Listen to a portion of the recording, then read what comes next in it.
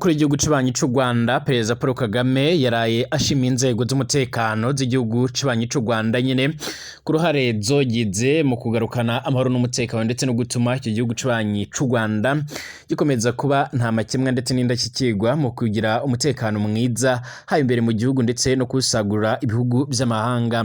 Yanavuze ko kandi inzego z'umutekano z'u Rwanda zizakomeza gukora iyo bwabaga kugira ngo umutekano urusheho kugenda neza ndetse no gukomeza guhangana n'abagerageza kuba bohungabanya umutekano haba mu Rwanda ndetse by'umwihariko no hanze yacyo cane cane aho icyo gihugu cabashije kuba cyojya gucungera amahoro n'umutekano ijya nino mw'isi. Kugeza ubu ngubu igihugu cibanyi c'u Rwanda ni icyambere ni ca kabiri mu kugira abasirikare benshi hanga abasoda benshi mu butumwa bwo kubungabunga ndetse no kugarukana amahoro mw'isi buzwi bwa ONU.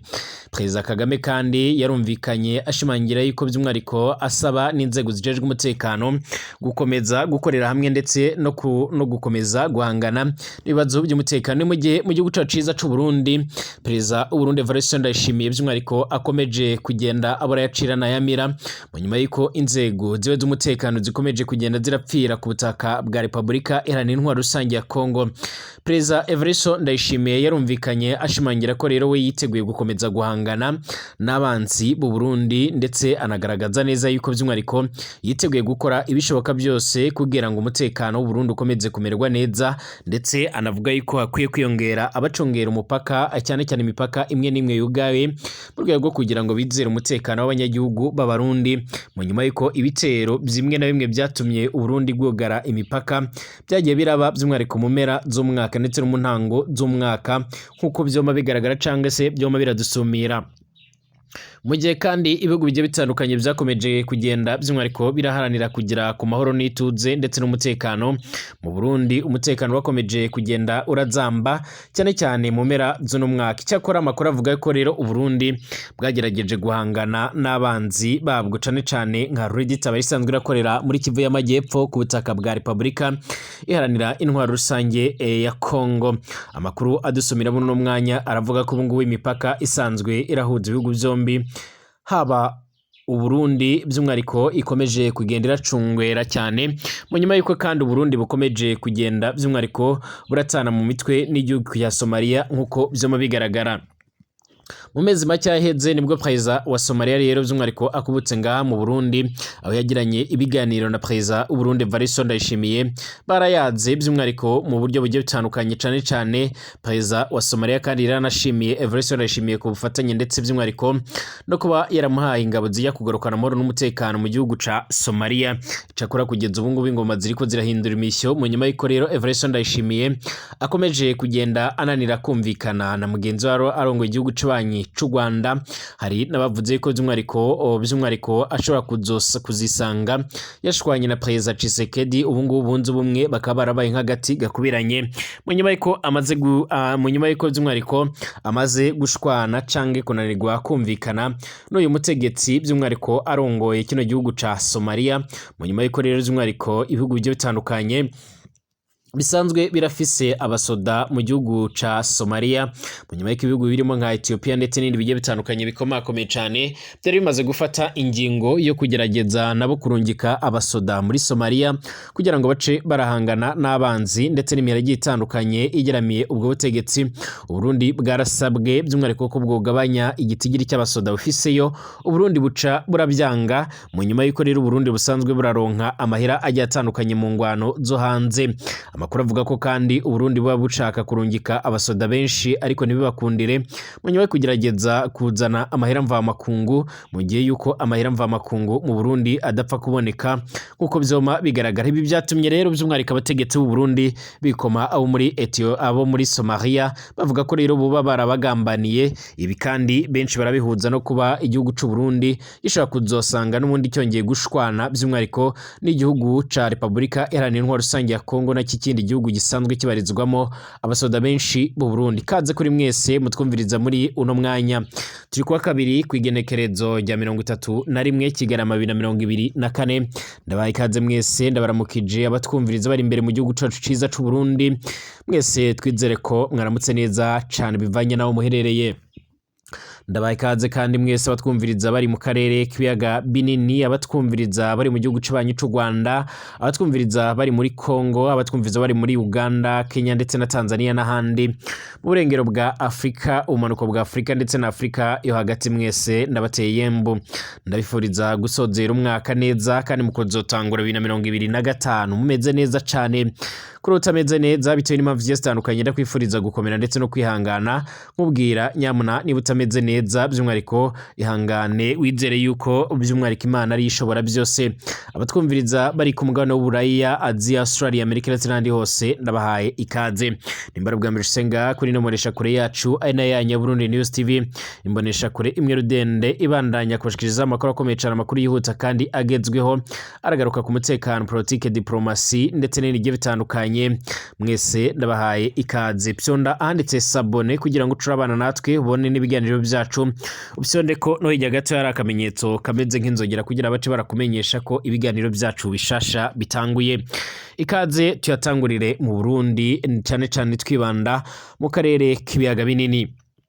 Mujye mu Burundi hariko harategurwa amatora yimirije umwaka uza, akaba azakomeza gushika muri 2027 yasozegwa nayo mukuru w'igihugu. Ibintu birakomeje kuzamba ndetse birakomeje kugenda bifata indi ntera, mu gihe abategetsi bagiye batandukanye mu bihugu byabo bakomeje gutambutsa amajambo asozera umwaka. Umukuru w'igihugu c'ubanyi c'u Rwanda Perezida Paul Kagame by'umwariko akaba n'umugaba mukuru w'igisoda cy'icyo gihugu canke w'inzego zijejwe umutekano, nawe yaraye by'umwariko yifurije cyane cyane ndetse anatanze ubutumwa rero ku nzego zijejwe umutekano mu Rwanda. Yavuze ko inzego zijejwe umutekano mu Rwanda zakoze iyo bwabaga zibasha kuba by'umwariko gutuma igihugu c'u Rwanda kiba ntamwa kemwa mu bijejwe umutekano. Yavuze ko yashimye ubwitange bwabo haba imbere mu gihugu ndetse naho ingabo z'igihugu c'u Rwanda zagerageje kujya gucungera amahoro n'umutekano. Kugeza ubu ngubu igihugu c'ubanyi c'u Rwanda by'umwariko ni icya kabiri ku isi mu kugira abasirikare benshi bari mu butumwa bw'amahoro, by'umwariko buzwi nkaho ni cyangwa se mu bitewe n'ubwo butumwa aho buherereye cyane. Nimugenga mu Burundi by'umwariko ubuyobozi bw'ingabo mu Burundi bukomeza gusaba inzego zijejwe umutekano gukora ibishoboka byose kugira ngo bakomeje gucungera imipaka y'u Burundi, kugira ngo imiharage itandukanye igwanya Burundi itazongera kugerageza by'umwariko kugerageza kwinjira mu Burundi igaca irakora ibara. Nubwo kandi ibintu bihagaze gutyo, Burundi burakomeje kugenda by'umwariko bubana nabi n'ibindi bihugu bigiye bitandukanye. Mu ntango z'uyu mwaka turiko turasozera nibwo Burundi bwofashe ingingo yo kugara imipaka ibuhuza n'igihugu c'ubanyi c'u Rwanda, aho bagirizaga u Rwanda kuba rero bwaragize uruhara mu bitero byabaye nga mu Burundi, ariko akaba ari itero byigambwe n'umuhari wa Tabara wa Robert b'Abarundi basanzwe barakorera muri Kivu y'Amajyepfo. Mu nyuma yaho ngaho kandi Burundi burakomeje kugenda by'umwariko butumvikana neza n'igihugu cya Somalia, igihugu Burundi bwari bwarungitsemo abasoda benshi nk'uko byoma bigaragara. Mu nyuma y'uko kandi by'umwariko umukuru w'igihugu c'ubanyi c'u Rwanda yashimangiye ndetse akanagaragaza ndetse akanasaba inzego zijejwe umutekano gukora byose bishoboka, ndetse by'umwariko no kugerageza mu kwiga amayeri mashasha yo guhangana n'umwanzi. Biravuga ko ibingibi byoteje by'umwariko intugunda ndetse binatira ubwoba inzego zijejwe umutekano ndetse n'abategetsi b'u Burundi. Mu nyuma y'uko bavuga yuko rero icyo gihugu iyo gifashe ingamba aba ari ingamba ziremereye cyane, ndetse izi ngamba by'umwariko bariko barafata mu ntango mu mpera z'uyu mwaka bishobora kuzatuma umwaka wa 2025 ushobora kuzaba umwaka mubi cyane ku gihugu c'u Burundi. Reka by'umwariko tubanze tugaruke kubiriko biravugwa hagati y'u Burundi ndetse na Somalia. U Burundi bwaragaragaje ko leta ya Somalia by'umwariko yabugambaniye, ubwo rero yangaga ko bugumisha ingabo zishika ku 2,000 mu butumwa rero bw'amahoro bw'umuryango wa Afrika yunze ubumwe. Ni mu gihe nabamenyesheje yuko u Burundi kubera ikibazo cy'ibura ry'amahera mva makungu bwesemo kurungika abasoda mu butumwa bugiye bitandukanye, ndetse ari na benshi mu rwego rwo kugira ngo babashe kuba boronkayo amahera mva makungu. Leta y'u Burundi yaragaragarije by'umwariko ya Somalia ko mu gihe rero ingabo 2,000 zaguma muri ubutumwa rero zotanga umusaruro ufatika gusa, Somalia yo yarabyanze yemera ko rero haguma by'umwariko 141 gusa, nkuko bizoma bigara 141 by'umwariko gusa. kwigenekerezo rya 28 ukuboza 2024 by'umwihariko ambasade y'u Burundi muri Ethiopia yaratangaje ko rero by'umwihariko bitewe n'ubwumvikane buke bw'u Burundi na Somalia by'umwihariko ku mubare w'ingabo zizaguma muri ubu butumwa rero bwafashe icemezo cyo gucyura ingabo zose bufiseyo guhera mu ntanguro za 2025. Umwe rero mu bayobozi bo mu Burundi yaratangarije chip report yo muri Uganda ko rero ingabo z'igihugu cabo zitanze bikomeye cyane mu gihe zimaze rero mu butumwa bw'amahoro muri Somalia, agaragaza ko kwanga rero icyifuzo cabo ari ubugambanyi buremere cyane. Yaragize ati no bugambanyi kandi ni ukudashima kwa Somalia dushingiye rero kubwitange twagaragarije by'umwihariko mu ngwano yacu na Al-Shabaab. Umubare muto rero leta ya Somalia by'umwihariko yasabye by'umwihariko wahungabanya by'umwihariko ibikorwa byacu ndetse by'umwihariko nibyo twifuza kuba twogera. Paiza w'akanama k'umuryango wa Afrika yunze ubumwe rero kajejwe amahoro n'umutekano ambasaderi Abi Mahamadou Eibe yarashimye ubwitange bwaranze ingabo z'u Burundi mu gihe zimaze muri ubutumwa bwa Somalia. Ambasaderi Eibe yaboneyeho kandi kunamira abasirikare b'u Burundi bapfiriye ku rugamba rwo kugwanya umuhari w'iterabwoba wa Al-Shabaab mu gihugu ca Somalia. Hari haheze imisi mice cyane rero by'umwihariko u Burundi by'umwihariko na Somalia by'umwihariko u Burundi bwakiriye President wa Somalia by'umwihariko aho yabugendereye ndetse akagaragaza neza yuko by'umwihariko yishimira ikizere ndetse n'ubwitange ingabo z'u Burundi zagerageje ndetse zanerekanye mu bice bigiye bitandukanye cyane muri icyo gihugu ca Somalia. Icyakora bivanye nuko ibihugu bigiye bitandukanye byafashe ingingo by'umwihariko yo kugerageza kohereza abasoda mu buryo bushasha birimo nka Ethiopia, byatumye nyine u Burundi umubare wabwo bitangazwa ko ushobora kugabanuka. U Burundi bigendanye by'umwihariko n'inyungu bwari bufise muri iyo ngwano nk'uko bikomeza kugenda bigaragara, bwaragize umujinya rero bufata ingingo iremereye cyane by'umwihariko ingingo iremereye cyane yo gukurayo abasoda bose nk'uko bigaragara. Hari amakuru kandi ashimangira yuko abasoda bose baringa muri Somalia nubwo bakomeje kugenda baragira ibibazo bigiye bitandukanye ndetse bakagiriza by'umwihariko General Prime niyo ngabo asanzwe ari umusoda mukuru cyane mu gihugu cy'u Burundi cyangwa ari umuyobozi cyangwa umugaba mukuru w'igisoda cy'u Burundi by'umwihariko bikaba byaragaragaje neza yuko by'umwihariko abo basoda batagiye bararonswa amahera yabo nk'uko byama biragaragara. Amakuru akomeza kugenda adusumira aravuga ko kandi iyi ngiyi ari intsinzi kuri Tshisekedi arongoye igihugu ca Repubulika Iharanira Intwaro Rusange ya Kongo. Mu nyuma y'uko rero by'umwihariko amaze imisi by'umwihariko ari mu rugamba ruremere cyane, mu rugamba rutoroshe nk'uko bizoma bigaragara canke nk'uko amakuru yoma aradusumira, amakuru yihuta akomeza kugenda aradusumira canke akomeza kugenda aratugeraho, akaba akomeza kugenda ashimangira ko abo basoda bashobora kuzokugwa muri Somalia mu ntanguro za 2025 bagaca bararungikwa ku butaka bwa Repubulika Iharanira Intwaro Rusange ya Kongo mu rwego kugira ngo ajye gufatanya n'abandi. Mu gihe u Burundi bukomeje gutakaza abasoda benshi mu ngwano zimwe na zimwe banugitsemwo abasoda habizo muri Somalia ndetse nizo ku butaka bwa Kongo. Icakora amakuru yihuta aravuga ko u Burundi by'umwihariko bitewe n'ikibazo c'amahera mvamakungu badafise by'umwihariko ariyo mpamvu bahisemo by'umwihariko mu kugerageza mu kurungika abasoda benshi bagiye batandukanye mu butumwa bumwe na bumwe. Hari n'amakuru avuga ko kandi ubwo Burundi mu nama y'abajejwe umutekano yabereye mu nteko rusange y'ababarizwa muri ONU yabereye New York muri Leta Zunze Ubumwe za Amerika, ubwo Burundi by'umwihariko bwosabaga ko rero bworungika abapolisi muri Haiti nk'uko Kenya yabigenje. By'umwihariko byaratumye benshi bibaza niba bo bashaka naho rero kubuzava nayo amahera mvamakungu nk'uko byoma bigaragara. Mu gihe kandi abategetsi bagiye batandukanye by'umwihariko bakomeje kugenda baratambutsa amajambo agendanye nuko umwaka wagenze n'uburyo umutekano uhagaze mu bihugu byabo. Mu Burundi mu gihe ibintu bikomeje kugenda birazamba, umukuru w'igihugu cy'ubanyi cy'u Rwanda yaragejeje ijambo by'umwihariko ku bajejwe umutekano ndetse aranabashimira ku bwitange. Amajambo yatangaje yarahamuye abategetsi b'u Burundi mu gihe by'umwihariko aricyo gihugu ca mbere by'umwihariko kiza ku mwanya wa mbere nyine kuko kitarasogongera neza neza ku bigendanye n'uburyo ingabo z'icyo gihugu zishobora gucungera umutekano. Nyamara by'umwihariko nubwo bihagaze bityo, Uburundi bwo burakomeza kwagiriza u Rwanda, ariko u Rwanda rukavuga ko by'umwihariko atahururiye n'ibibazo by'umutekano muke cyane. Amajambo rero yaje kugenda aratangazwa, yaje guhamura abategetsi b'u Burundi, ababona yuko rero 2025 ishobora kuzaba umwaka uremereye cyane igihugu cy'u Burundi mu gihe kitahindura ingamba zacyo. Perezida Paul Kagame arongoye igihugu cy'u Rwanda yarashimiye ingabo z'icyo gihugu nyine arongoye ndetse n'abandi bagize inzego z'umutekano kubera uruhara bagize mu gukorera igihugu cane mu bigendanye no kubungabunga umutekano w'igihugu ndetse no hanze. Ibi Perezida Kagame rero yarabigarutseho by'umwihariko mu butumwa busozera uyu mwaka 2024 yageneye abagize inzego z'umutekano. Yabikoze ku munsi w'ejo kuwa mbere kw'igenekerezo rya 30 Kigarama 2024. Yaragize ati umuhate wanyu, imyitwarire myiza n'ubunyamwuga byarakomeje gushimangira indangagaciro n'umutekano by'igihugu cacu ndetse no mu bihe bigoye cyane haba mu gihugu ndetse no ku rwego mpuzamakungu.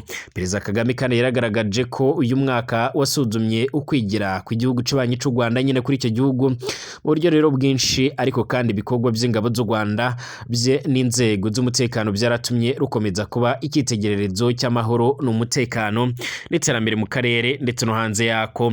Ati muri uyu mwaka twizihije amateka rero y'ingenzi mu gihugu cacu, imyaka yarugwa muri 30 yo kwibohora, imyaka 20 tumaze tugira uruhara mu bikorwa by'amahoro by'umuryango w'abibumbye. Ibi bikorwa rero by'umwihariko birerekana umuhate wacu wo kubaka u Rwanda rw'amahoro n'iterambere, tunatanga umusanzu w'umutekano mu isi yose. Perezida Kagame kandi yaranagarutse ku ruhara abo muri izo nzego bafise mu gukomeza guteza imbere inyungu z'igihugu ndetse no guharanira umutekano n'imibereho myiza y'abanyagihugu, agaragaza ko ari ingirakamaro cyane. Yaragize ati mwaragaragaje kandi by'umwihariko indangagaciro z'abanyarwanda, gukorera hamwe rero imyitwarire myiza ndetse no guhanga udusha mu guhangana n'impinduka mu bateza canke mu biteza umutekano muce cyane. Mu gihe abanyarwanda binjira rero mu mwaka musha rero by'umwihariko Perezida Kagame yaragaragaje ko ashishikariza abo rero mu nzego zijejwe umutekano gukomeza guharanira gukurikiza amahame rero y'ubunyamwuga n'umutimanama biranga inzego zijejwe umutekano ndetse by'umwihariko n'iziranga inzego z'umutekano z'u Rwanda. Yarageze ati dukomeze kuba rero maso by'umwihariko kandi twitegure guhangana n'ibibazo by'umutekano bigenda birahinduka, twiyemeza by'umwihariko gukomeza kugera by'umwihariko ku ntego yacu mu kugira rero u Rwanda rutekanye kandi ruteye imbere kandi guzuye ubumwe. Perezida Kagame kandi yaranihanganishije imiryango iri mu gahinda kuko kubura ababo baguye mu kazi, agaragaza ko igihugu kizirikana igitambo botanze kandi yizeza ko rero kizokomeza kubaba hafi cyane. Ati mu izina ry'abanyarwanda by'umwihariko guverinoma y'u Rwanda, guverinoma ndetse n'umuryango wanjye bwite rero turabifurije mwebwe mwese n'imiryango yanyu iminsi mikuru myiza n'umwaka musha muhire. Perezida Kagame kandi yaranasabye gukomeza gukorera igihugu mu cyubahiro ndetse ababwira yuko kandi ubwitange bwabo bugomba guhora rero bwubahwa kandi bukagenerwa agaciro kabwo. Mu myaka iharagwa 30 iheze u Rwanda cyari igihugu gikeneye rero ubufasha mu kugarukana amahoro by'umwihariko yari yarahungabanyijwe na jenoside yarakorewe abatutsi mu Rwanda mu mwaka 1994. Nyamara rero uyu munsi ni igihugu ca kabiri mu isi mu kugira umubare munini cyane wabajya mu butumwa rero bwo kubungabunga amahoro n'umutekano ijya nino mu isi. Muri Kanama 2024 nibwo rero u Rwanda rwijije imyaka 20 yari iheze rero rutanguye kohereza intumwa zarwo mu butumwa bwo kubungabunga amahoro. Ibintu rero byahindutse kimwe rero mu nkingi za politike y'ububanyi n'amahanga zarwo. Rwaragaruye umutekano mu bihugu bigiye bitandukanye rero by'umwihariko haba muri Sudani cyane mu ntara ya Darfur, Haiti, muri za Liberia, Sierra Leone, Mozambique, Sudani y'Epfo ndetse na Repubulika ya Centrafrica, ndetse ubwinshi muri ubwo butumwa buracyakomeje kandi buracyakomeje kugenda burakora.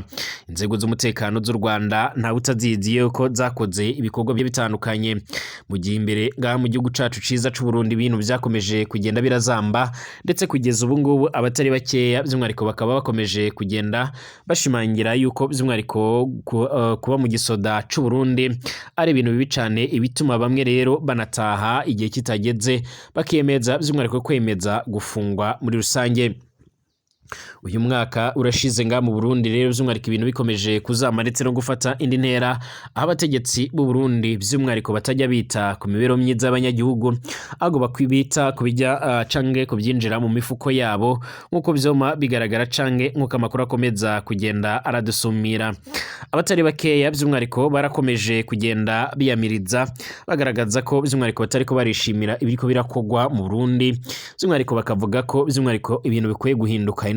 Hari n'abasaba yuko kandi umukuru w'igihugu c'u Burundi Variston Ndayishimiye yotanga imihoho akava ku butegetsi, icyakora abandi by'umwihariko bagashimangira yuko by'umwihariko ingoma zohindura imirushyo. Mbashimire, twongere gusura mu masaha ari imbere.